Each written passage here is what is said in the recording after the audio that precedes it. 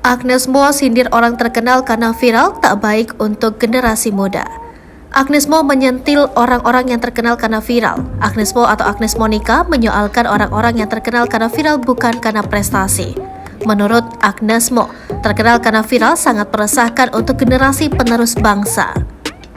Siapa yang tak tahu Agnes Mo, penyanyi asal Indonesia yang kini telah go internasional dengan kemampuan menyanyi yang tak diragukan lagi. Dikenal sebagai sosok yang ulet dan pekerja keras yang membuatnya bisa berada di posisi saat ini. Maraknya fenomena viral yang terjadi di tanah air membuat Agnes Mo memberikan tanggapan.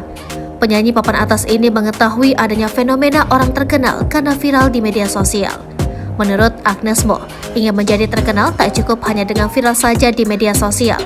Yang melanjutkan bahwa perlunya kecerdasan dan kerja keras untuk bisa membangun karir di dunia hiburan.